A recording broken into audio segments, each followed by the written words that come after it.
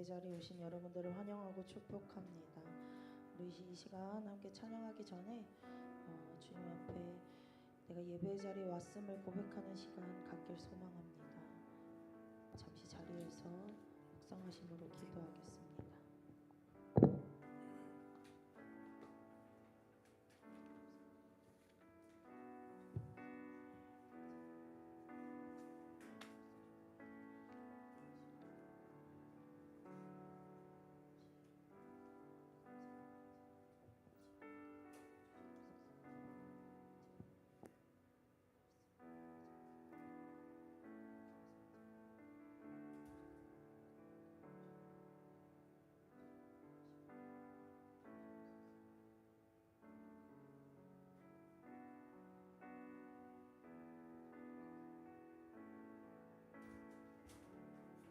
우리 함께 찬양합시다.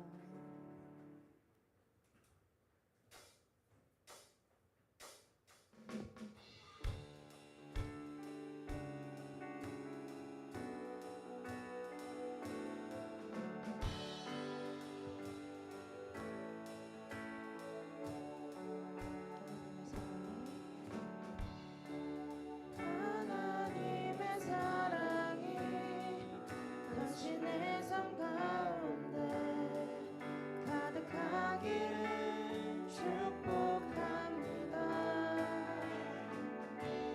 하나님의 은혜가 우리 가운데 가득하길 기도. 처음부터 고백합시다. 하나님의 사랑이 당신의 삶 가운데 가득하기를 축복합니다. 하나님의 은혜가 우리 가운데. 우리 이 시간에 처음부터 고백할 때 주변에 있는 친구들에게 손을 뻗으며 고백합시다. 하나님의 사랑이 당신의 삶 가운데 가득하기를 축복합니다.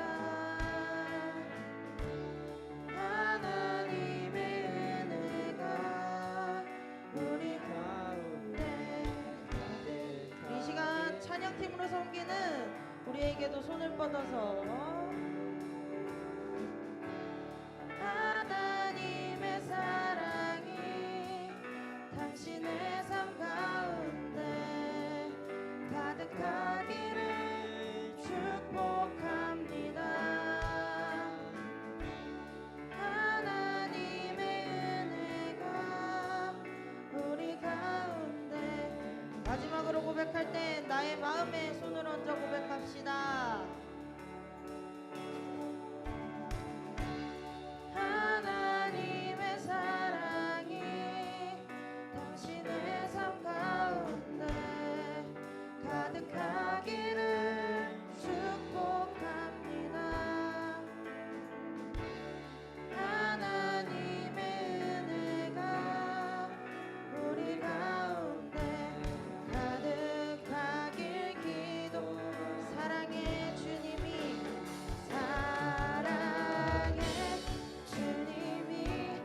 날 사랑하시네.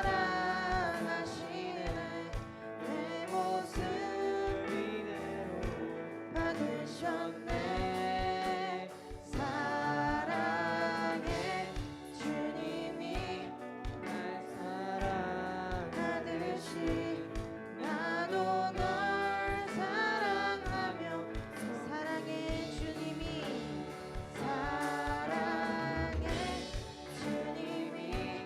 날 사랑하듯이 이대로 나누셨네. 사랑의 주님이 날 사랑하듯이 나도 널 사랑하며 섬기리. 아멘. 우리 이 시간 찬양할 때요, 자리에 일어나서 함께 찬양하길 소망합니다.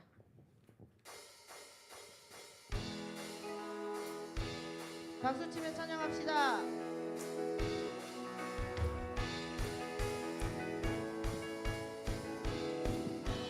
나의 등 뒤에서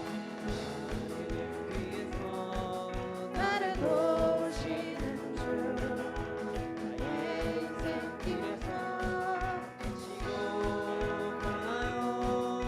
매일처럼 주저앉고 싶으면 나를 밀어주시네. 일어나 걸어라, 내가 새 힘을 주리니. 일어나 걸어라 내 너를 도 나의 등 뒤에서 나를 도우시는 주. 평안히 길을 갈 때 보이지 넘어질 때면 다가와 손 내미시네. 일어나 내가 새 힘을 주리니. 내 너를 도우리. 나의 등 뒤에서 나를 도우시는 주. 여전히 계신 주 잔잔한 미소로 바라보시 일어나 걸어라. 내가 쓰임 아멘. 너 걸어라 내 너를 일어나 걸어라. 일어나 걸어라, 내가 새 힘을 주리니.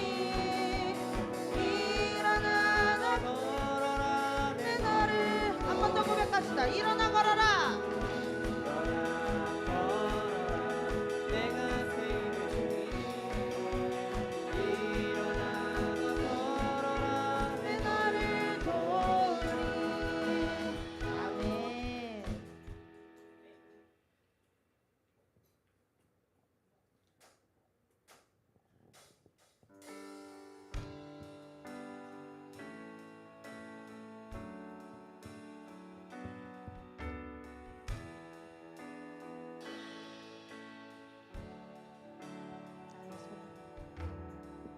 나의 소망 되신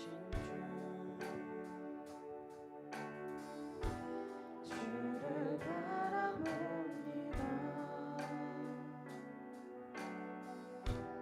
다시 오실 나의 왕 예수, 주를 기다립니다. 나의 소망 되신 주, 주를 바라봅니다.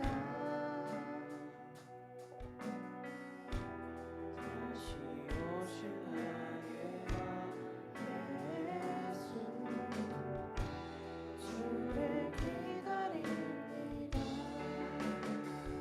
마음이 나가지마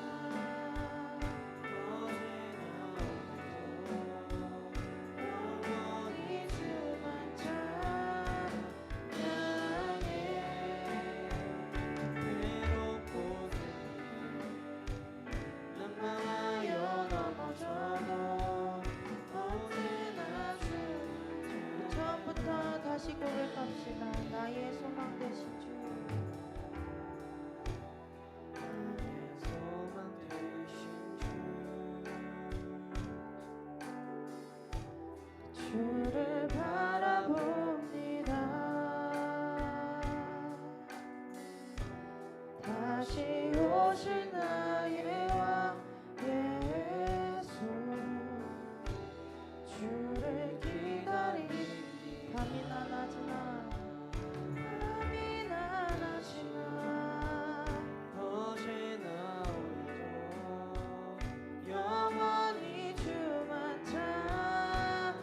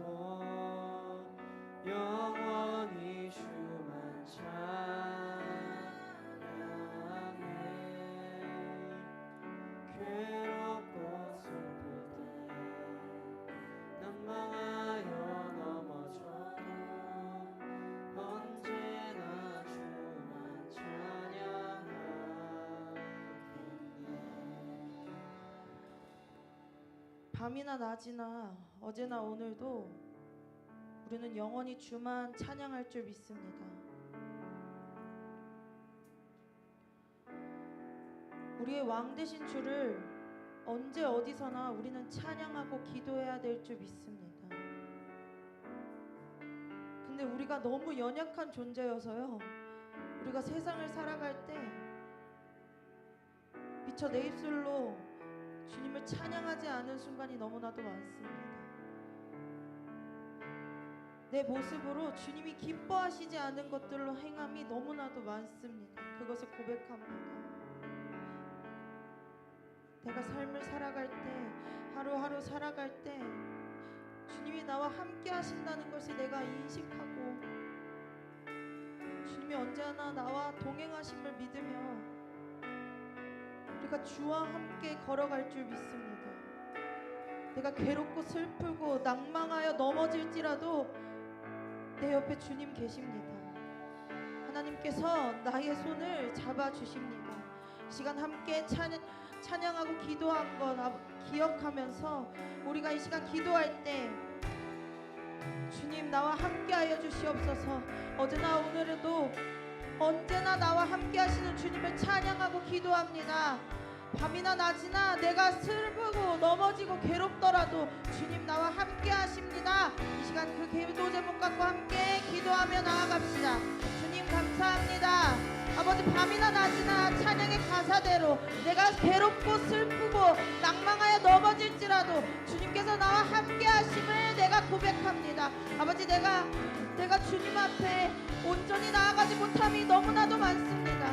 아버지, 내가 너무나도 연약한 존재여서 아버지 내가 쓰러집니다. 주님 기뻐하시지 않은 삶을 너무나도 많이 살아감을 아버지 고백합니다. 아버지, 그렇지만 아버지 나를 여인비 여기시고 아버지 귀하게 여기시고 아버지 나를 불쌍히 여기셔서 언제나 나와 동행하시는 주님을 찬양하며 나아갑니다. 기도하며 나아갑니다. 내 입술에서 찬양과 기도가 끊이지 않게 하여 주시옵소서. 나의 마음이 온전히 주님만 향하길 소망합니다. 아버지 함께하여 주시옵소서. 아버지 동행하여 주시옵소서. 아버지 감사합니다.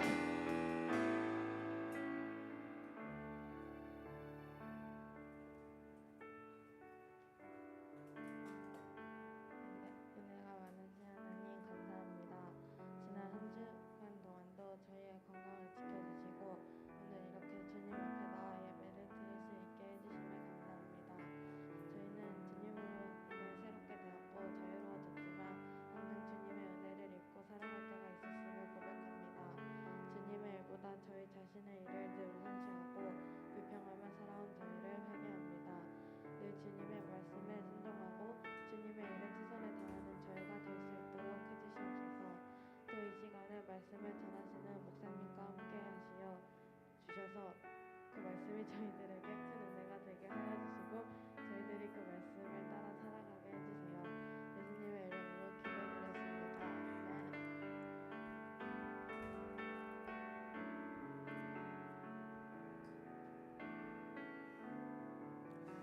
네, 우리 함께 살펴볼 하나님의 말씀 요한계시록 14장 14절부터 15장 4절까지입니다. 요한계시록 14장 14절부터 15장 4절까지 말씀 같이 합독하였으면 좋겠습니다. 네, 계시록 14장 14절부터 15장 4절까지 다 찾으신 줄로 믿고 함께 합독하도록 하겠습니다. 시작. 또 내가 보니 흰 구름이 있고 구름 위에 인자와 같은 이가 앉으셨는데 그 머리에는 금 면류관이 있고 그 손에는 예리한 낯을 가졌더라. 또 다른 천사가 성전으로부터 나와 구름 위에 앉으시는 이를 향하여 큰 음성으로 외쳐 이르되 당신의 낯을 휘둘러 거두소서. 땅의 곡식이 다 익어 거둘 때가 이르렀음이니이다 하니 그 위에 앉으신 이가 낯을 땅에 휘두르매 땅의 곡식이 거두어지니라. 또 다른 천사가 하늘에 있는 성전에서 나오는데 역시 예리한 낯을 가졌더라. 또 불을 다스리는 다른 천사가 제단으로부터 나와 예리한 낯을 가진 자를 향하여 큰 음성으로 불러 이르되 내 예리한 낯을 휘둘러 땅의 포도송이를 거두라. 그 그 포도가 익었느니라 하더라. 천사가 낯을 땅에 휘둘러 땅에 포도를 거두어 하나님의 진노의 큰 포도주 틀에 던짐에 성 밖에서 그 틀이 밟히니 틀에서 피가 나서 말 굴레까지 닿았고 1600 스타디온에 퍼졌더라. 또 하늘에 크고 이상한 다른 이적을 보매 일곱 천사가 일곱 재앙을 가졌으니 곧 마지막 재앙이라. 하나님의 진노가 이것으로 마치리로다. 또 내가 보니 불이 섞인 유리바다 같은 것이 있고 짐승과 그의 우상과 그의 이름의 수를 이기고 벗어난 자들이 유리바닷가에 서서 하나님의 검은고를 가지고 하나님의 종 모세의 노래 어린 양의 노래를 불러 이르되 주 하나님 곧 전능하신 이여 하시는 일이 크고 놀라우시도다. 만국의 왕이시여 주의 길이 의롭고 참되시도다.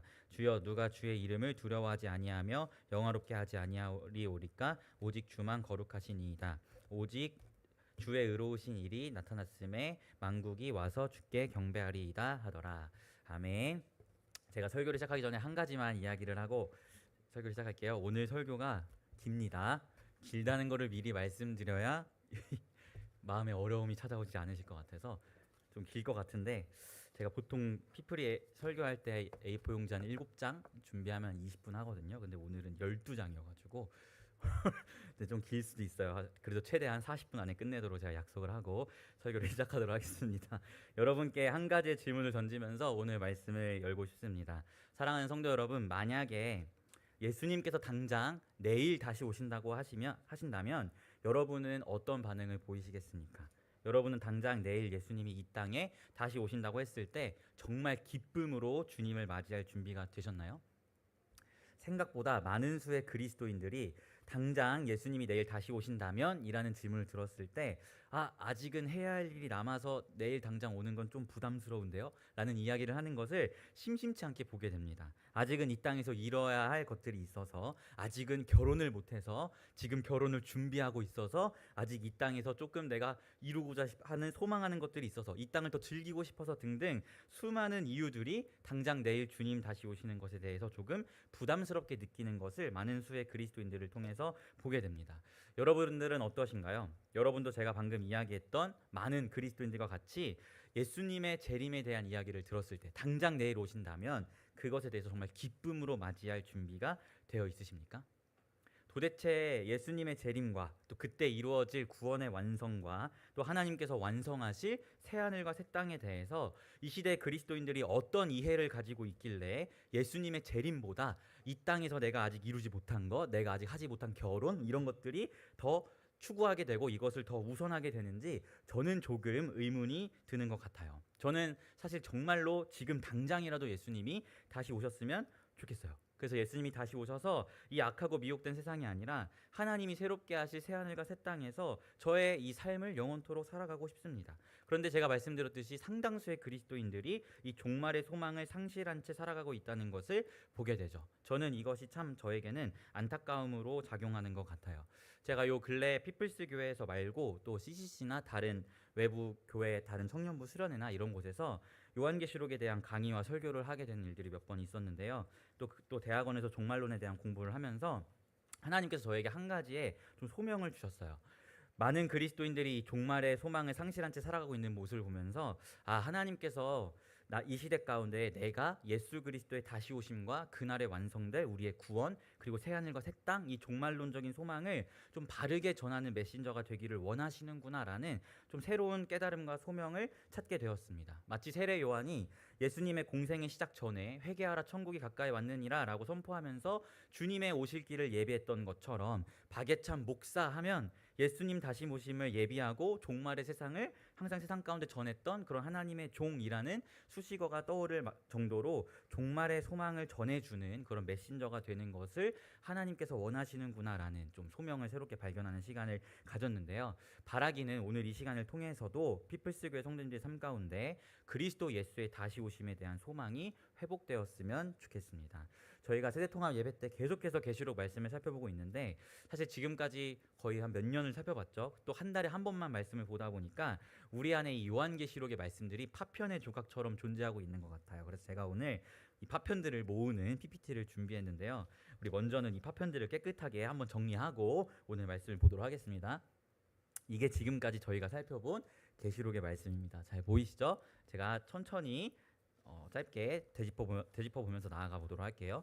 우리가 1장에서 7교회에 편지하라라는 예수님의 그 메시지를 사도 요한이 받고 이제 편지를 해서 2장 3장을 보면 초대 7교회를 향한 편지를 사도 요한이 예수님의 말씀을 받아서 기록합니다. 그 편지가 끝난 이후에 4장으로 넘어가면 하늘에서 영광 받고 계시는 하나님 아버지에 대한 환상을 사도 요한이 보게 돼요. 그리고 5장으로 넘어가면 그 4장에서 받으셨던 아버지의 예배를 예수 그리스도께서 취하시고 예수께서 그 예배의 영광을 받으시는 것을 보게 됩니다. 그 영광을 받으시면서 예수님이 두루마리를 하나 건네 받으시는데 그 두루마리의 내용이 여기 회색 배경으로 되어 있는 거 보이죠? 그 두루마리 안에 적혀 있는 내용이 계시록 6장부터 22장까지의 내용이에요. 그래서 회색으로 제가 표시를 해놨는데 정확하게 이야기하면 복음의 총체적인 내용을 담고 있는 두루마리를 예수께서 받으십니다. 그 두루마리의 요약본이 6장부터 22장이라고 생각하시면 될 것 같아요. 그래서 예수님이 그 두루마리를 이제 펼치시니까 6장부터 두루마리 안의 내용이 시작되는데요. 6장을 보면 1번부터 6번까지의 인심판이 시작됩니다. 그리고 7번째 인심판이 시작돼야 되는데 시작되지 않고 7장이 사이에 막간으로 들어가 있어요. 그래서 막간은 광고 타임이다 라고 이야기해서 첫 번째 막간과 두 번째 막간인 7장이 구성되어 있다는 걸 보게 되었습니다. 그리고 8장으로 넘어가면 떼지 않았던 7번째 인심판이 시작되고요. 인심판 이후에 바로 이어서 나팔 심판이 시작됩니다. 그래서 나팔 심판은 6번째 나팔까지 9장 가운데 쭉 서술되다가 이번에도 마찬가지로 7번째 나팔 심판이 시작되기 전에 10장과 11장에서 그 막간이 존재하고 있다는 것을 우리가 보게 돼요. 그리고 나서 11장 끝물에 7번째 나팔 심판이 시작됩니다. 그 나팔 심판이 끝나니까 12장부터 새로운 색깔이 보이죠? 7개의 환상이 시작되는데요. 우리가 14장 13절까지 살펴봤는데 7개의 환상에 나누는 기준은 이 내가 또 보니 이 일 후에라는 표현으로 우리가 기준을 나눌 수 있어요. 왜냐하면 여러분 계시록 가운데 우리가 기억해야 할 것이 뭐냐면 계시록은 환상이잖아요. 눈으로 보는 거거든요. 이 일 후에라는 표현은 장면이 바뀌었다는 이야기예요. 우리가 영상을 볼 때 장면이 바뀌면 그것이 이 일 후에라고 사도 요한은 서술하고 있는 거예요. 그래서 요한계시록이 시간의 흐름에 따라 간다고 보기보다는 장면의 흐름에 따라 간다고 보는 게 더 정확한 이해입니다. 왜냐하면 환상이기 때문이죠. 그 이 일 후에라는 표현 또는 내가 또 보니라는 이 표현을 기준으로 7가지의 환상이 서술돼요. 그래서 12장을 보면 교회를 통해서 예수께서 탄생하셨고 십자가로 사탄이 패배했고 그래서 사탄이 광야로 쫓겨나와서 하나님의 교회를 핍박하기 시작했다라는 메시지를 첫 번째 환상에서 보게 됩니다. 그리고 두 번째 환상에서 첫째 짐승이 세상 권세를 표상하는데 세상 권세자들이 하나님의 말씀에 반하는 가치들을 교회를 향해 미혹으로 흘러보내는 이야기를 보게 되었고요. 또 세 번째 환상에서는 둘째 짐승이 올라오는데 이것은 거짓된 교회를 표상함으로써 미혹된 교회를 미혹하는 것을 우리가 말씀을 통해서 보게 되었어요. 그리고 네 번째 환상에서는 성도들의 이 찬양에 대한 모습을 보게 되었고 다섯 번째 환상에서는 복음이 전파됨에도 불구하고 돌이키지 않는 세상에 대한 메시지를 살펴보았습니다. 그리고 오늘 우리가 함께 읽은 이 14장 14절부터 15장 4절까지의 본문이 바로 오늘 우리가 살펴볼 6번째 환상과 7번째 환상에 해당하는 부분이에요. 그래서 제가 이것을 이렇게 그룹을 나누어 봤습니다. 6장부터 8장 처음까지 한 세트, 8장 중간부터 11장 끝까지 두 번째 세트, 12장부터 15장 4절까지가 세 번째 세트.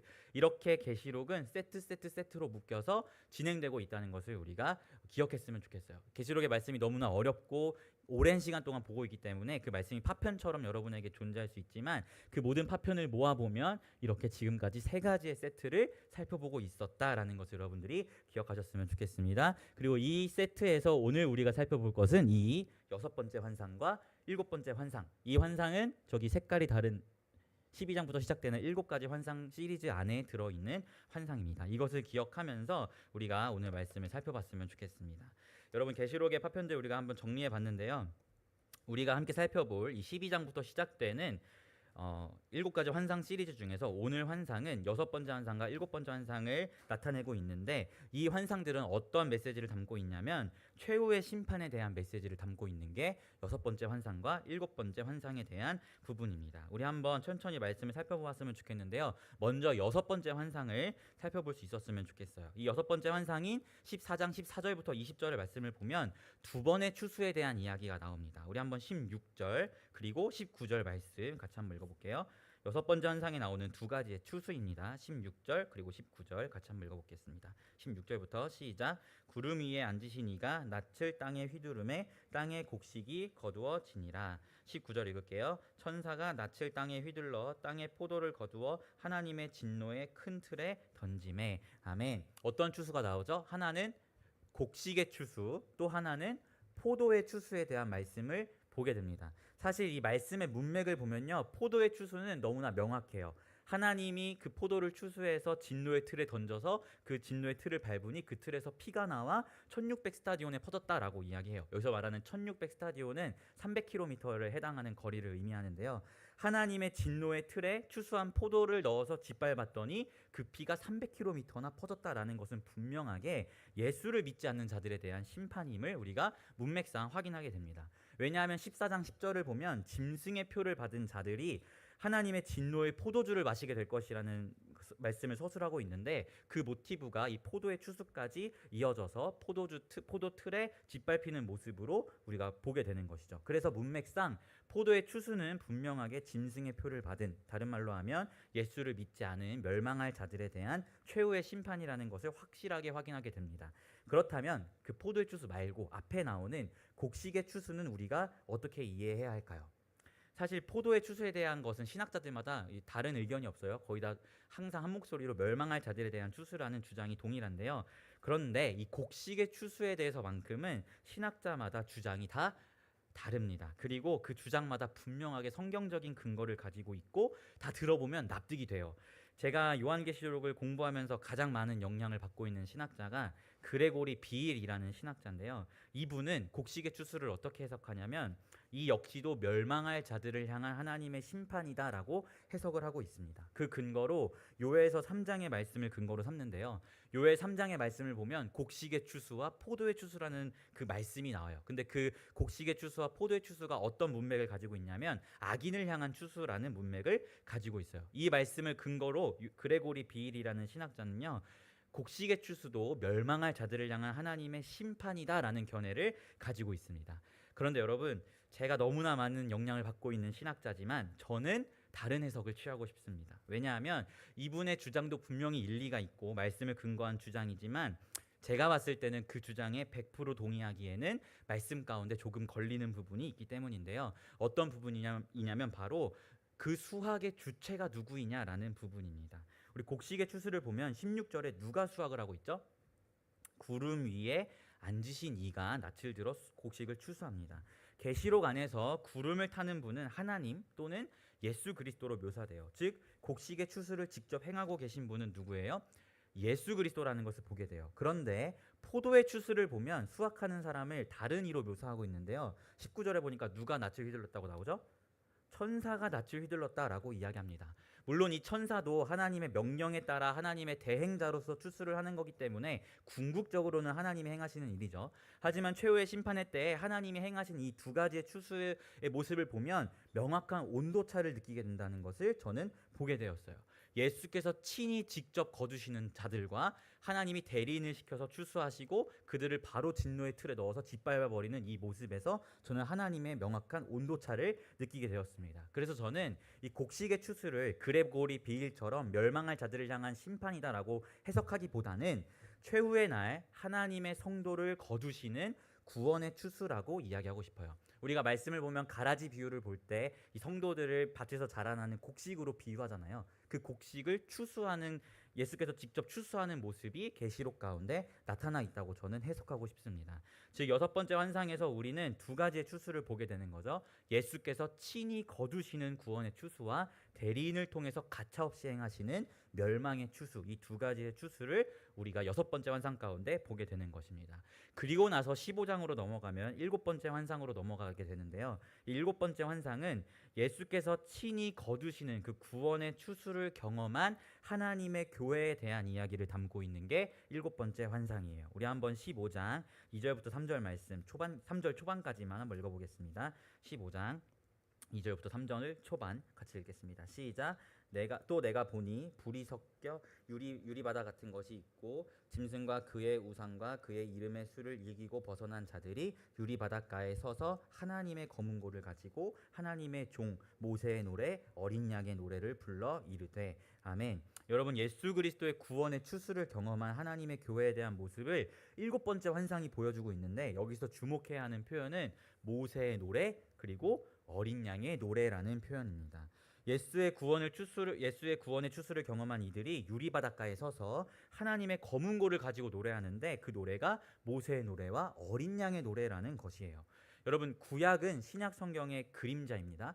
제가 종종 비유하는 비유인데요. 구약 성경을 여러분이 생각하실 때 영화관에서 보는 스크린의 화면이 구약 성경이라면 신약 성경은 그 화면을 설명해 주는 자막이라고 이해하시면 좋습니다. 그런 의미에서 구약은 신약의 그림자예요. 구약의 이스라엘 백성은요, 신약의 여러분과 같은 교회의 그림자입니다. 구약의 모세는 중보자 예수 그리스도의 그림자였고, 구약의 유월절, 초막절 이런 절기들은 예수 그리스도의 구원 사역의 그림자로서의 역할을 행하고 있어요. 그렇기 때문에 그림자로서 주어졌던 구약 성경을 보면 유월절 어린 양의 피로 구원을 받고 홍해를 건넜던 그 교회가 홍해 바닷가에서 부르는 노래가 있는데요. 출애굽기 15장에 보면 그 노래를 모세의 노래라고 표현하고 있어요. 그런데 오늘 계시록 말씀을 보면 이제는 모세의 노래만 부르는 게 아니라 어떤 노래도 함께 부른대요? 어린 양의 노래도 함께 부른다. 어린 양의 노래라는 새 노래를 함께 부른다는 것을 우리가 말씀을 통해서 보게 됩니다. 여러분, 이것은요, 하나님이 택하신 신약과 구약의 모든 교회가 함께 하나님을 찬양하는 모습을 보여주는 말씀이에요. 모세의 노래와 어린 양의 노래가 하나의 하모니로 울려 퍼지는 것은 구약과 신약 모두를 관통하는 하나님의 신실하신 구원 역사를 경험한 신구약 성도들이 하나 되어서 하나님의 그 구원 사역을 영광스럽게 찬양하는 굉장히 가슴 벅찬 장면을 그리고 있다는 것을 우리가 보게 되는 것입니다. 그러한 모세의 노래 그리고 어린 양의 노래, 이 신구약 성도들이 하나 되어 부르는 그 가사의 내용이 자세하게 나와 있는 것이 3절에서 4절이죠. 전능하신 하나님이 만국의 왕이시고 그분은 의로우시고 거룩하시기에 찬양받기 합당함을 신구약 성도들이 연합하여 고백하는 것을 우리가 말씀을 통해서 보게 되는 것입니다. 그런데 우리가 한 가지 더 주목해야 할 것이 있는데요. 이 영광스러운 연합이 어디에서 이루어지고 있는가를 우리가 주목해야 해요. 우리 한번 2절 말씀을 다시 한번 읽어보겠습니다. 2절 말씀, 어디서 이 영광스러운 연합이 이루어지고 있는지 2절 말씀 다시 한번 읽어보겠습니다. 시작. 또 내가 보니 불이 섞인 유리바다 같은 것이 있고 짐승과 그의 우상과 그의 이름의 수를 이기고 벗어난 자들이 유리바닷가에 서서 하나님의 검은고를 가지고 아멘. 이들이 어디 서 있다라고 이야기하나요? 유리바닷가에 서 있다라고 이야기합니다. 여러분, 유리바다는 과연 어디일까요? 과연 우리 한번 요한계시록 4장 6절 말씀 같이 한번 읽어보겠습니다. 요한계시록 4장 6절 말씀, 유리바다가 어디인지 같이 한번 읽어보겠습니다. 계시록 4장 6절 함께 합독할게요. 시작. 보좌 앞에 수정과 같은 유리바다가 있고 보좌 가운데 보좌 주위에 네 생물이 있는데 앞뒤에는 눈들이 가득하더라. 아멘. 여러분, 유리바다는 어디에 있는 거예요? 하나님의 보좌 앞에 있는 것이 유리바다입니다. 그 유리바다에 하나님의 성도들이 섰다는 것, 이것을 다른 말로 하면 이들이 지금 하나님의 보좌 앞에 서 있다라는 것을 유리바닷가에 서 있다라고 계시록 15장이 지금 서술하고 있다라는 것입니다. 그 하나님의 보좌 앞에, 다른 말로 유리바닷가 앞에 서서 하나님을 찬양하는 신구약 성도들의 모습을 비춰주고 있는 것이죠.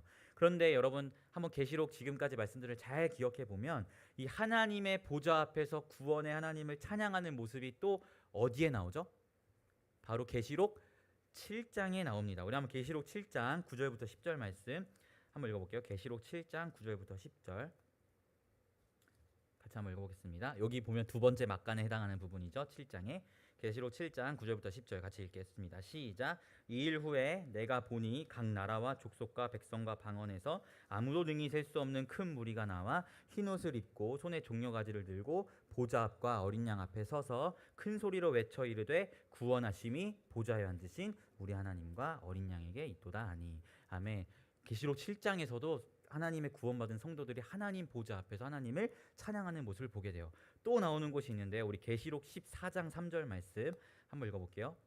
계시록 14장 3절 말씀.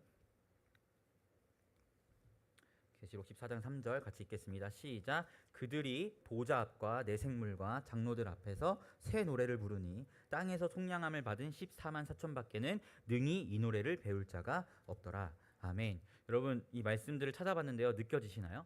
오늘 본문에 유리바닷가에서 하나님을 찬양하는 하나님의 교회, 계시록 7장에서 하나님과 어린 양 예수의 보좌 앞에서 우리의 모든 구원은 당신께 있다라고 찬양하는 하나님의 교회, 또 14장에서 하나님의 보좌 앞에서 하나님의 검은고를 들고 새 노래를 부르는 14만 4천, 이 모두가 지금 같은 이야기를 하고 있다는 것을 우리가 보게 됩니다. 여기서 우리가 무엇을 파악하게 되죠? 요한계시록이 계속해서 반복적으로 보여주고 있는 모습이 있다는 것을 우리는 보게 돼요. 그 모습이 어떤 모습이에요? 바로 최후의 날에 그리스도 예수의 구원을 경험한 하나님의 교회가 하나님의 보좌 앞에서 하나님을 찬양하는 그 모습을 계시록은 지금 계속해서 보여주고 있다는 것을 우리가 보게 됩니다. 한번 여러분 이 PPT를 보셨으면 좋겠어요. 제가 노란색 네모를 쳐놓은 것들이 있는데요. 이 말씀들이 다 하나님의 보좌 앞에 최후의 날에 서 있을 성도들의 모습을 묘사하고 있는 게 이 주황색 네모 박스가 쳐져 있는 말씀들이에요. 여러분 계시록은 여기 또 이 계시록의 그 밖에 보면 제가 배경색을 다르게 분류해 놨잖아요. 각 시리즈마다 각 파트마다 꼭 한 번씩은 이 최후의 날의 성도들의 승리에 대한 묘사를 반드시 계시록은 행하면서 반복적으로 우리가 예수 그리스도와 하나님 보좌 앞에서 구원의 노래를 부를 날이 올 것이다라는 메시지를 계시록이 계속해서 전하고 있다라는 것을 우리가 말씀을 통해서 보게 됩니다. 여러분 요한계시록이 성도들에게 계속해서 전하고자 하는 메시지는 바로 이것이라는 거예요. 계시록 안에는 멸망할 자들에 대한 심판에 대한 메시지도 반복적으로 주어지지만 그에 못지않게 반복적으로 주어지는 메시지가 뭐냐면 우리는 끝내 하나님의 보좌 앞에 서 있을 것이라는 소망의 메시지를 계속해서 성도들을 향해 던지고 있다라는 것입니다. 사랑하는 성도 여러분, 제가 서두에 여러분에게 여쭤봤어요. 당장 예수님이 내일 오신다면 여러분은 어떤 반응을 보이시겠나요? 라고 여쭤봤습니다. 혹여 여러분의 은밀한 마음 가운데 주님의 재림에 대한 소망이 없고 완성될 하나님 나라보다 이 땅에서의 삶을 더 소중히 여기신 분들이 계셨다면 오늘 이 요한계시록의 부르짖음에 귀 기울이시기를 부탁드립니다. 우리의 종말은요, 이 땅에서의 삶이 아닙니다. 우리의 종말은 저 새하늘과 새 땅에 향해 있다는 것을 기억하셨으면 좋겠어요. 저는 성도들이 종말의 소망을 상실한 것에 있어서 가장 큰 책임은 저와 같은 목사들에게 있다고 생각합니다. 왜냐하면 말씀 사역자들이 종말에 대해서 애매하게 가르치는 경향이 상당히 크거든요. 그래서 아마 여기 계신 분들이 우리의 구원, 천국, 우리가 죽어서 부활한다는 이 모든 개념들을 들었을 때 아마도 어떤 영적인 세계에 우리가 들어가는구나, 이 정도로 이해하고 계신 분들이 상당히 많을 거라고 생각되는데요. 우리 말씀 사역자들이 저를 비롯해서 제대로 가르치지 않은 좀 애매하게 가르친 경향들이 있기 때문에 성도들이 종말에 대한 소망을 상실했다라고 저는 생각합니다. 물론 이 종말에 대해서 확실하게 이야기하기에는 참 어려운 부분들이 있는 것은 사실입니다. 우리의 부활의 몸이 어떤 모습일지, 또 하나님께서 완성하실 새하늘과 새 땅이 어떤 모습일지, 이것에 대해서 분명하게 이야기하기엔 참 애매한 부분이 있는 것은 사실이에요. 왜냐하면 하나님께서 감추신 신비이기 때문입니다. 그래서 명확하게 가르치긴 참 어려운 부분이 있는 건 사실이지만, 하지만 몇 가지는 말씀이 증거하고 있는 바 확실하게 이야기할 수 있는 것들이 분명하게 있습니다. 하나님이 우리에게 밝히 드러내 주신 확실한 부분들은 몇 가지 확실한 것들이 있어요. 우리 한번 몇 군데 말씀을 찾아보면서 종말의 소망을 회복할 수 있었으면 좋겠는데요. 우리 먼저는 부활의 몸은 어떤 모습일까? 우리 고린도전서 15장 35절부터 38절 먼저 한번 찾아보겠습니다. 고린도전서 15장 35절부터 38절 같이 한번 찾아보겠습니다. 고린도전서 15장 35절부터 38절 말씀 같이 합독할게요. 시작. 누가 묻기를 죽은 자들이 어떻게 다시 살아나며 어떠한 몸으로 오느냐 하리니 어리석은 자여, 내가 뿌리는 씨가 죽지 않으면 살아나지 못하겠고 또 내가 뿌리는 것이 장래의 형체를 뿌리는 것이 아니요 다만 밀이나 다른 것의 알맹이 뿐이로되 하나님이 그 뜻대로 그에게 형체를 주시되 각 종자에게 그 형체를 주시느니라. 아멘. 여러분, 부활에 대해서 어떠한 몸으로 오느냐라는 질문을 가지고 있었던 고린도 교회 성도들에게 바울은 부활의 몸을 씨앗, 그리고 그 씨앗이 맺을 열매로 설명하고 있습니다. 이 한번 PPT를 보시면 여러분 사과나무 씨앗과 사과나무인데요. 사과나무 씨앗과 사과나무가 같은 형태를 가지고 있나요? 형태만 보면 다른 형태입니다. 씨앗은 씨앗의 모습을 가지고 있고 사과나무는 사과나무의 형태를 가지고 있어요. 그런데 여러분 한 가지 우리가 생각해 보아야 할 것이 이 사과나무 씨앗이 맺은 저 사과나무가 사과나무 씨앗과 무관한 것이라고 우리가 이야기할 수 있나요? 그건 아니죠. 사과나무 씨앗과 연속성이 있는 모습이라는 것을 우리가 보게 됩니다. 바울은 부활의 몸이 어떤 몸으로 오느냐라는 질문에 이 설명을 이야기하고 있어요. 우리가 이 땅에 살아가는 이 몸을 사과나무 씨앗과 같은 씨앗이라면 하나님께서 주실 부활의 몸은 그 씨앗이 맺을 저 나무와 같은 형태로 설명하고 있습니다. 그것에 대한 말씀이 38절에 그 종자에 맞게 하나님께서 형체를 주시겠다라는 말씀이죠. 여기서 우리가 분명하게 한 가지는 확실하게 파악하게 됩니다. 어떤 것이냐면 부활의 몸은 여러분이 지금 입고 계신 그 육신의 몸과 분명하게 연속성이 있는 몸이라는 것을 하나는 확실하게 파악하게 됩니다. 왜냐하면 사과나무 씨가 사과나무와 연속성이 없는 무관한 것이 아니라 사과나무 씨와 연속성이 있는 것임을 우리가 보게 되는 것처럼 이 말씀을 통해서 여러분의 부활의 몸은 여러분이 지금 입고 있는 그 육신과 분명하게 연속성이 있는 몸이라는 것을 한 가지 확실하게 파악하게 됩니다. 그리고 저 역시도 부활의 몸으로 태어났을 때 저라는 연속성 있는 몸으로 부활하게 될 것이라는 것을 보게 되죠. 그렇다면 새하늘과 새 땅은 어떨까요? 우리 새하늘과 새 땅에 대한 말씀, 예수님의 가르침인데요. 우리 한번 마태복음 13장 31절 32절 말씀 찾아보겠습니다. 마태복음 13장 31절부터 32절 말씀 같이 한번 찾아볼게요. 새하늘과 새 땅, 다른 말로 천국이라고 하죠. 천국에 대한 비유입니다. 마태복음 13장 31절부터 32절 말씀 함께 합독하겠습니다. 시작. 또 비유를 들어 이르시되 천국은 마치 사람이 자기 밭에 갖다 심은 겨자씨 하나 같으니 이는 모든 씨보다 작은 것이로되 자란 후에는 풀보다 커서 나무가 되매 공중의 새들이 와서 그 가지에 깃들이느니라. 아멘. 여러분 예수님께서 하나님 나라를 설명하실 때 새하늘과 새 땅을 설명하실 때 겨자씨의 비유를 들어 설명하고 있어요. 이게 겨자씨인데요. 여러분 겨자씨가 자라난 성체의 모습을 보신 적 있으신가요? 겨자씨가 다 자란 모습이 어떤 모습인지 아시는 분? 다 자란 모습을 제가 가져왔는데 겨자씨가 자라면 이렇게 됩니다. 이게 겨자씨가 자란 모습인데요. 이게 나무인가요? 나무라고 보기엔 애매하고 풀이라고 봐야겠죠. 그런데 예수님이 말씀 가운데 뭐라고 설명하세요? 그 겨자씨가 자라나서 나무가 되고 공중에 새가 깃들 정도의 모습이 될 것이라고 이야기합니다. 즉 이런 형태가 된다는 거죠. 겨자씨는 원래 이렇게 자라는데 새하늘과 새 땅을 설명하면서 이런 형태로 나아갈 것이라고 예수님께서 말씀하세요. 이것이 어떤 의미를 가지고 있을까요? 하나님께서 허락하신 새하늘과 새 땅은 무언가 새로운 형태로 우리에게 주어진다는 거예요. 하지만 분명하게 여기서도 우리가 예수님께서 씨앗의 비유를 통해 말씀하시는 것 통해서 확인하게 되는 게 있죠. 그것이 무엇이냐면 분명하게 다른 형태의 모습을 주어지지만 그 겨자씨가 자라서 이러한 모습으로 바뀌는 것처럼 이 살아가고 있는 이 세상과 분명한 연속성이 있다는 것을 우리가 또한 말씀을 통해서 확인하게 됩니다. 여러분 우리가 살아가고 있는 이 창조 세계는요 겨자씨예요. 하지만 예수님께서 완성하신 새하늘과 새 땅은 이 겨자씨가 맺는 열매지만 이 본래의 겨자씨가 맺는 이러한 모습으로 맺는 것이 아니고 이러한 나무가 되고 공중의 새들이 깃들 수 있는 새로운 모습으로 바뀐다는 것을 설명하세요. 하지만 역시 이것도 겨자씨에서 시작된 이 창조 세계와 연속성이 있는 것이라는 것을 우리가 보게 되죠.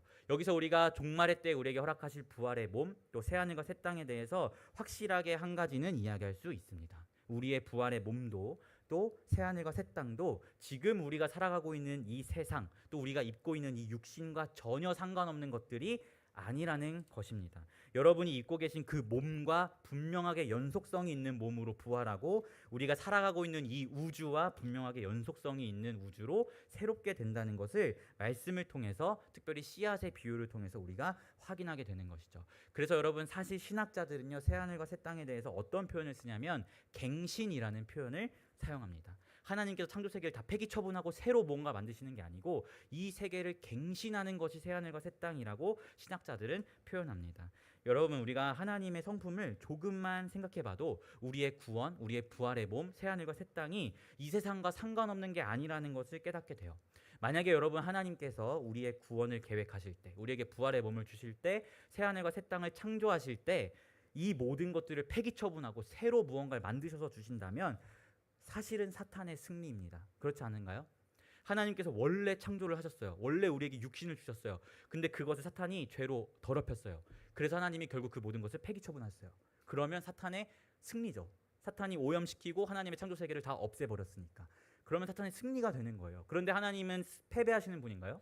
하나님은 승리하시는 분입니다. 우리가 이 하나님의 성품을 조금만 생각해봐도 이 세상을 폐기 처분하고 새로 무언가 시작하시는 것이 아니라는 것을 깨닫게 됩니다. 하나님의 승리가 될 수 있는 이유는 우리의 이 육신의 몸과 또 이 세상과 연속성 있는 세계로 갱신하실 것이기 때문에 사탄이 이 세상을 없애버리게 만들지 못했고 하나님은 새롭게 갱신시키셔서 이 세상을 영화로운 세상으로 만드셨기 때문에 하나님의 승리라고 우리가 이야기할 수 있는 것입니다. 그렇게 여러분 이 땅을 살아가시면서 이 하나님의 창조 세계 그리고 하나님이 여러분의 허락하신 그 지금의 육신의 몸도 잘 가꾸고 소중히 여기셔야 합니다. 왜냐하면 우리의 부활의 몸은 여러분의 그 육신과 연속성이 있는 것은 분명하거든요. 또 우리가 주님 다시 오실 날 살아가게 될 새하늘과 새 땅도 우리가 살아가고 있는 이 우주 만물과 분명하게 연속성이 있다는 것은 확실하기 때문입니다. 그뿐만 아니라 이 세상에서 지금 사람들이 만들고 있는 문화도 마찬가지예요. 이 세상에서 우리가 하나님의 창조 섭리 아래에서 인간들을 통해 창조하신 그 모든 것들도 분명하게 연속성 있게 새하늘과 새 땅에 존재하게 될 것이에요. 그렇기 때문에 여러분은 이 땅을 살아가면서 이 세상의 문화, 이 세상의 모든 것들이 그리스도 중심적으로 세워지도록 부단히 애쓰며 나아가야 할 사명이 있는 것입니다. 왜냐하면 이 땅의 그 모든 문화, 그 모든 것들이 새하늘과 새 땅에 갱신되어 연속성 있게 존재하고 있을 거기 때문이에요. 그래서 우리 가운데 그러한 사명이 있는 것이죠. 이것이 말씀이 우리에게 계시하고 있는 우리의 종말이라는 것입니다. 이렇게 지금과 연속성이 있는 갱신된 몸, 갱신된 세상에서 우리가 살고 있는 이 삶보다 더욱더 영광스럽고 죄 없는 아름다운 삶을 살게 될 것이라고 성경이 이야기하고 있는 것이죠. 여러분 계시록은요, 그 당시에 세상의 권세자들로 인해서 경제적으로 사회적으로 어려움을 입었던 성도들을 향해 주셨던 메시지가 요한 계시록입니다. 그리고 오늘 우리에게는 믿음의 신실함을 지킬 것을 도전하면서 주시는 말씀이 요한 계시록이죠. 그런데 그 요한 계시록이라는 이 말씀 가운데 계속해서 반복적으로 담겨 있는 내용이 뭐냐면 하나님의 성도는 끝내 승리하여 하나님과 어린 양의 보좌 앞에 서게 될 것이라는 소망의 메시지입니다. 그때 우리가 서 있을 몸이 지금 여러분의 그 몸과 연속성 있는 부활의 몸으로, 또 그때 우리가 서 있을 그 새하늘과 새 땅이 지금 우리가 살아갈 이 우주 만물과 연속성이 있는 갱신된 곳으로 우리가 서 있을 거라는 소망의 메시지를 계속해서 던진다는 것이죠. 사랑하는 성도 여러분, 저는 그래서 예수님이 지금 당장이라도 다시 오셨으면 좋겠어요. 왜냐하면 저의 삶은요, 여기서 끝이 아니거든요. 심지어 저의 삶, 제가 죽는다고 할지라도 전 다시 이 몸과 연속성이 있는 육신으로 부활하여서 이 우주와 연속성이 있는 새하늘과 새 땅, 심지어 더 영광스럽게 변모할 그곳에서 살아갈 것이 분명하기 때문에 저는 예수님께서 빨리 이 땅에 다시 오셨으면 좋겠어요. 그래서 그분의 앞에서 이 말씀 속에 있는 성도들처럼 우리의 구원은 하나님께 있다라는 그 영광스러운 예배도 드리고 싶고요. 또 우리가 인간들이 지금 이룩한 이 문화 중에 제가 제일 좋아하는 문화가 월드컵인데, 그곳에서 월드컵, 그때는 아마 지저스컵이 되지 않을까라는 생각이 드는데요. 어쨌든 그 지저스컵을 예수님과 함께 누리고, 저는 그런 삶을 살아가는 것이 정말 소망이에요. 그래서 하루빨리 예수님이 다시 오셨으면 좋겠고, 하루빨리 갱신된 나의 몸과 갱신된 우주에서 이 세상에서 살아가고 싶습니다. 사랑하는 성도 여러분, 저는 여러분이 이 세상을 살아가면서 이 종말의 소망을 가득 안고 살아가셨으면 좋겠습니다. 요한계시록이 계속해서 성도들에게 주는 메시지를 기억하시길 부탁드려요. 여러분은 끝내 승리할 것이며 하나님과 어린 양 앞에 서게 되실 것입니다. 이것은 여러분 그냥 막연한 사후세계의 영적인 이야기가 아닙니다. 여러분의 그 몸이 경험하게 되실 물리적인 현실이라는 것을 기억하시길 부탁드립니다. 하지만 우리가 살아가고 있는 지금 이 물리적인 현실과는 다른 현실이죠. 왜냐하면 지금 이 물리적인 세계는 아담의 죄로 인해 타락하고 부패한 물리적인 현실이라면 하나님께서 갱신하실 그 새하늘과 새 땅, 우리의 몸은 영화롭게 된 물리적인 현실이기 때문이죠. 그래서 제가 저희 그 사모님에게 지금부터 계속해서 이야기하는 게 뭐냐면, 내가 혹시 먼저 죽으면 절대로 나의 장례식에 슬픈 분위기를 만들지 말라고 저는 당부하고 있어요. 저는 제 장례식에 와서 모두가 박수 쳐주셨으면 좋겠습니다. 축하한다. 믿음의 여정 아주 잘 살아냈고 하나님 나라에 드디어 들어갔더니 정말 축하한다 하고 환호성과 박수를 쳐주셨으면 좋겠어요. 왜 그렇게 할 수 있겠어요? 죽음은 우리에게 끝이 아니기 때문입니다. 부활의 소망이 우리에게 있기 때문에 장례식장에서 박수 치면서 정말 고생 많았다, 정말 나도 널 따라 곧 갈게, 뭐 자살한다는 이야기는 아닙니다. 어쨌든 우리가 부활의 소망을 가지고 너를 따라 우리도 믿음의 신실함을 지키다가 하나님 다시 오실 날까지 살아내 볼게라는 그 격려와 축하의 박수를 보내달라고 저는 지금부터 신신당부를 하고 있는데요. 여러분, 저는 여러분들이 이러한 부활의 소망을 가득 안고 살아가시는 여러분들이 되셨으면 좋겠습니다. 그저 사후 세계에 들어가는 것이 아니라 우리가 분명하게 경험하게 될 물리적인 현실이라는 것을 기억하시길 부탁드립니다. 마지막으로 제가 이 이야기만 하고 말씀을 마치려고 하는데요. 제가 이 PPT를 보면 4장 5장에 승리의 4장 5장과 또 승리의 메시지를 전달하고 있는 부분들만 색깔을 따로 빼서 칠해놨습니다. 이 4장 5장을 보면요, 여러분, 하나님의 보좌 앞이었던 그 유리바다에 예수께서 홀로 서시고 그 유리바닷가에서 내생물과 24장로들의 예배를 받으면서 지금도 영광받고 계시는 그 하늘의 예배를 4장 5장에서 비춰주고 있어요. 그런데 오늘 말씀을 보면요, 여러분, 그 유리바닷가에 4장 5장엔 예수 혼자 서 계셨는데 이제는 예수 혼자 서 계시는 것이 아니고요, 오늘 말씀을 보면 예수께서 구원의 추수를 행하신 자들도 유리바닷가에 함께 서 있다라는 것을 우리가 말씀을 통해서 보게 됩니다.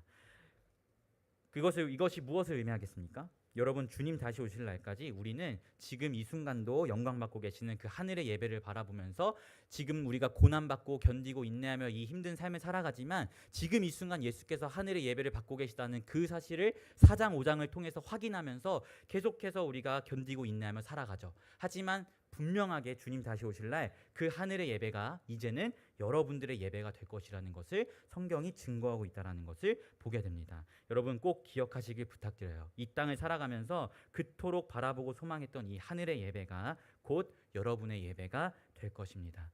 예수께서 이미 하나님의 보좌 앞인 유리바닷가에 서셨기 때문에 예수의 길을 따라 걷는 여러분들 역시도 그 유리바닷가 앞에 서게 될 것임을 기억하셨으면 좋겠습니다. 왜냐하면 예수께서는 우리의 믿음의 시작이요 우리의 믿음의 완성이 되시기 때문입니다. 이 종말의 소망이 여러분이 이 땅을 살아갈 때 하나님의 자녀로서의 신실함을 지키게 되는 원동력이 될 것이라고 저는 확신합니다. 사랑하는 성도 여러분, 우리 예수님 정말 곧 다시 오십니다. 이 약한 시대 가운데에서 종말의 소망을 붙들고 깨어 계시면서 믿음의 신실함을 지키며 살아가시는 여러분들이 되셨으면 좋겠습니다. 이런 은혜가 우리 피플스 교회 가운데 넘쳐나기를 예수님의 이름으로 축원합니다. 아멘. 제가 기도하고 우리 기도에 이어서 진행하도록 하겠습니다. 기도하겠습니다. 하나님, 우리가 요한계시록의 간절한 부르짖음을 귀 기울여 듣기를 소망합니다. 우리는 예수께서 유리바닷가에 서서 하늘의 예배를 받고 계신 그 승리의 영광을 누리고 계시기에 그분의 길을 따라 걷는 우리 역시도 주님 다시 오실 날 그 유리바닷가에서 주님을 높이고 주님을 예배하며 하늘의 예배가 우리의 것이 될 것임을 우리가 기억하며 종말의 소망을 가지고 살아가기를 소망합니다. 이 악하고 음란하고 미혹이 많은 이 시대 가운데 우리가 믿음을 지키고 견디고 인내해야 할 이유가 어디 있겠습니까? 우리 주님께서 승리하셨고 그 승리가 끝내 우리의 것이 될 것이라는 이 소망의 메시지에 있는 줄 믿습니다. 우리가 놓쳐버린 종말론적인 소망들이 있다면 지금 다시 한번 그것들을 회복할 수 있도록 인도하시고 이 종말의 소망이 우리 교회를 하나님이 기뻐하시는 교회, 정말 예수 그리스도의 다시 오심을 준비하는 교회로 세워갈 수 있도록 주님 축복하여 주시옵소서. 감사드리며 예수님의 이름으로 기도합니다. 아멘.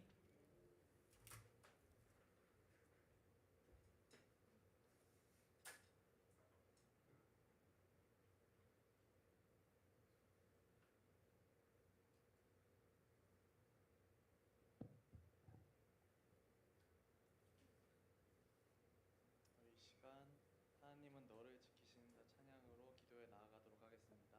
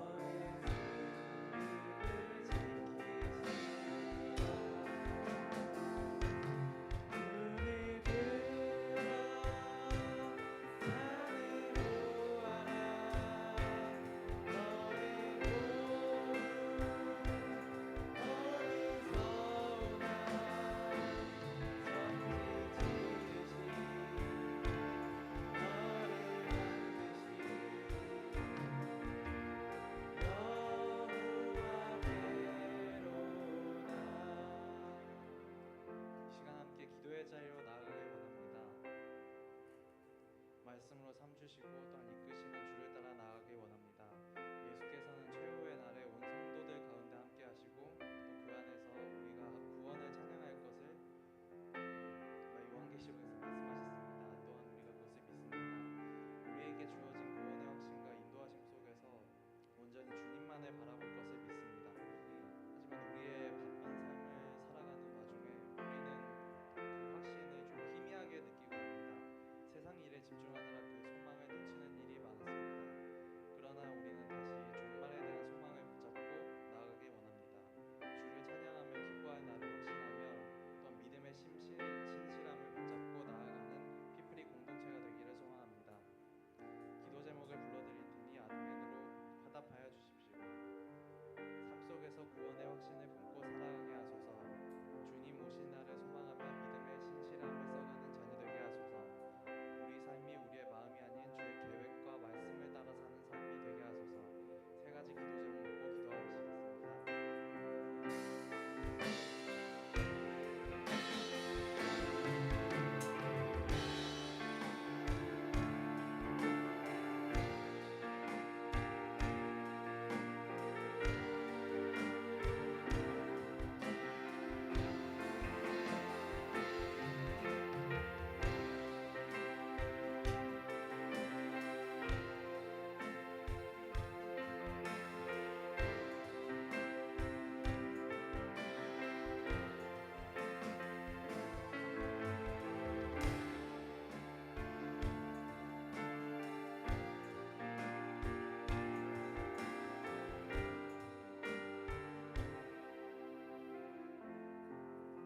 우리 다시 한번 기도하기 원합니다. 이제는 나라와 민족을 위해 기도하기 원합니다. 사람과 사람 사이에 갈등이 서로 있고 각자의 삶 속에 문제가 가득한 중에 놓여 있습니다. 주를 놓치고 살아가는 수많은 사람들 가운데 붙들려 있습니다. 주님, 이 나라 가운데 거하셔서 이 나라가 온전히 주 안에서 회복되게 하여 주시옵소서. 기도 제목을 불러드릴 테니 아멘으로 화답하여 주십시오. 사람에 의해 세워지는 나라가 아니라 주 안에서 계획을 따라 움직이는 나라 되게 하소서. 주의 계획을 품고 실현하며 나아가는 우리가 그 나라 가운데 있게 하소서. 기도하시겠습니다.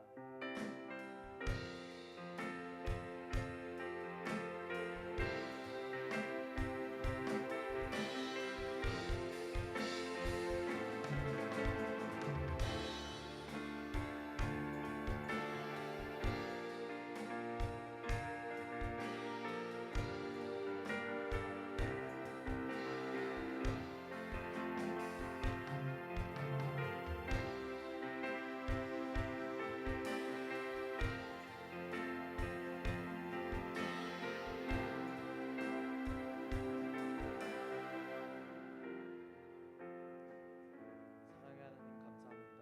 우리의 삶은 많은 문제 속에 놓여 주를 놓치고 끌려가는 모습을 취할 때가 많았습니다. 그런 가운데 사람의 마음을 따라가기에 더 지치고 확신 없는 삶을 나아가게 됩니다. 그러나 주님, 우리는 온전히 주와 함께하며 그 안에서 구원받았음을 믿습니다. 주님 함께 하시는 가운데 모든 문제 가운데 그 답이 주어졌음을 믿습니다. 그렇기에 주님, 우리의 삶 속에서 주께 대한 확신과 주님 오실 날을 소망하며 나아가는 우리가 있게 하여 주시옵소서. 주님만 품고 주를 통해 살아가는 삶이 있게 하여 주시옵소서. 그 모든 인도하심이 모든 사람과 마음 위에 있게 하여 주시옵소서. 이 모든 기도 살아계신 주 예수 그리스도의 이름으로 기도드립니다. 아멘.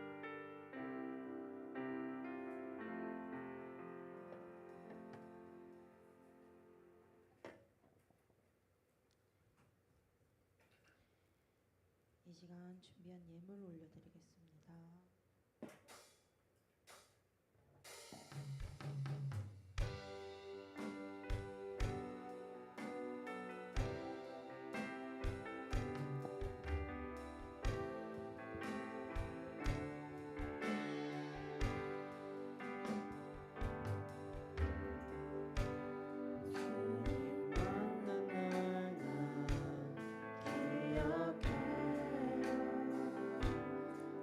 세상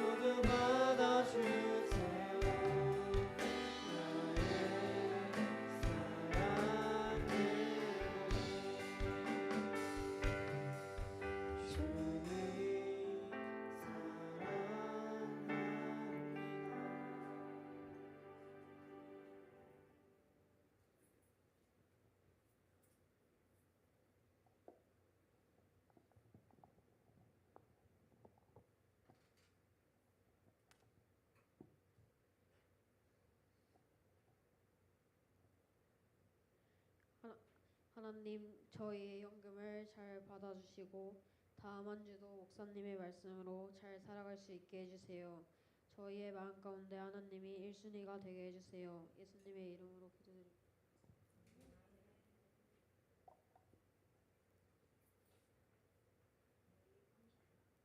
손을 뻗어 함께 찬양하길 소망합니다.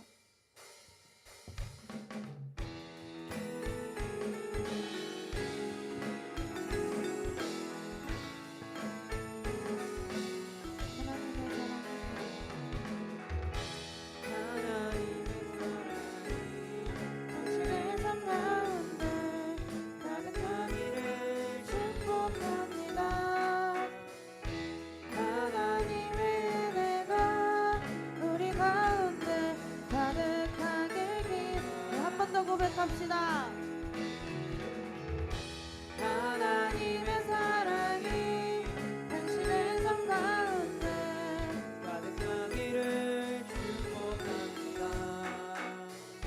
하나님의 은혜가 우리 가운데 가득하길 기도합니다.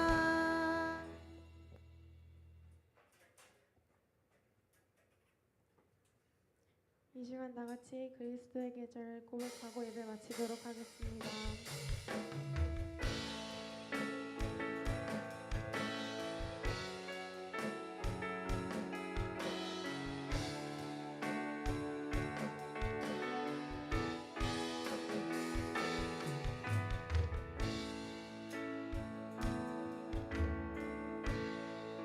주께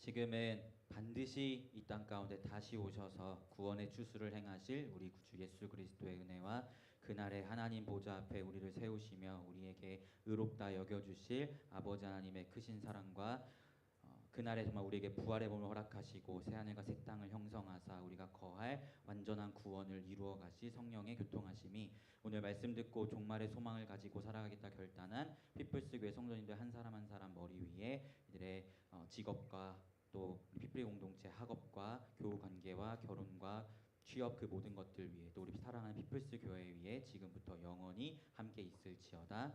아멘.